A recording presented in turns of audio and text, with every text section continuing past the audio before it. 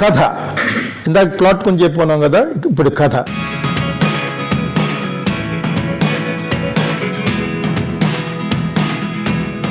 కథ ఏంటి?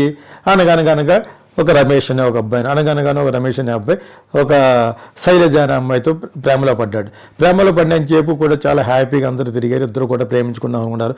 ఒక రోజున ఒక నిజం నీకు చెప్పాలి, మనం మంచి స్నేహితులం కదా, ఆ నిజాన్ని మనం ఎంత త్వరగా చెప్పుకుంటే అది మంచిది, అయితే నువ్వు చెప్తావు ముందు నేను చెప్తానా ముందు అని వాళ్ళిద్దరూ అనుకుంటారు. యాక్చువల్గా సరే దానికి హెడ్ అంటావు చేద్దామని చెప్పేసి ఒక కాయిన్ని ₹1 కాయిన్ పై చేస్తుంటే, నాది హెడ్ అయితే నేను ముందు చెప్తాను, నీకు టైల్ అయితే నువ్వు ముందు చెప్పాను కానీ హెడ్ పడుద్ది అంటే ఆ అమ్మాయి చెప్పాలి. సరే నువ్వే చెప్పాను కానీ హోటల్కి వెళ్తారు. ఆ రోజు చెప్పడం జరగదు, ఎందుకంటే ఎవరో వచ్చి డిస్టర్బ్ చేస్తారు. మళ్ళీ ఇంకో చోటుకి వెళ్తారు. ఇది దిస్ ఈజ్ వే కథ ఈజ్ గోయింగ్. కథను తిప్పుతాడు అన్నమాట కథకుడు. ఎక్కడికి వెళ్తే నిశ్శబ్దంగా ఉంటుంది ఈ ప్రపంచంలోనూ, శ్మశానంలో నిశ్శబ్దంగా ఉంటుంది. ఏమైనా చిత్తుల మీద కాలే శ్మశానానికి వెళ్తే చట్టపట్లు వినిపిస్తూ ఉంటాయి. అదే క్రిస్టియన్ బెరియల్ గ్రౌండ్కి వెళ్తే చాలా సైలెంట్గా పక్షులు అవే వినిపిస్తూ ఉంటాయని చెప్పి ఒక సిమెట్రీకి వెళ్తారు.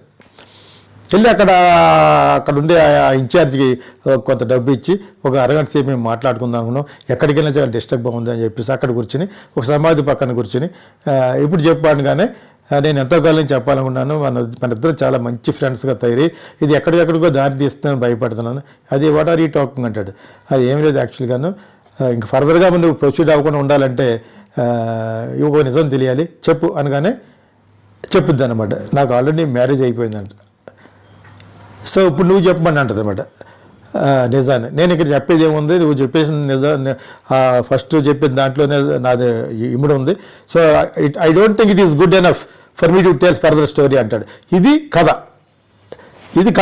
ఈ కథను ఎలాగా ట్రీట్మెంట్ చేస్తానో డైరెక్షన్లో నేర్చుకుందాం. ట్రీట్మెంట్ చేయడం అనేది కూడా స్క్రీన్ ప్లేలో వస్తుంది. ఆ ట్రీట్మెంట్ అనేది ఇప్పుడు ఇంకా స్కెల్టన్లో ఉన్నాం, అస్థి పంజరంలో దానికి కొంచెంగా శరీరం ఏర్పడుతుంది, ముఖానికి కొంచెం ఫ్లెష్ రావడం, దీన్ని కథ ఏమంటారు. కథను ఇంతవరకు తీసుకొచ్చాం. ఈ కథను ఏ విధంగా నడుస్తుంది అనేది నెక్స్ట్ దాంట్లో నేర్చుకుందాం.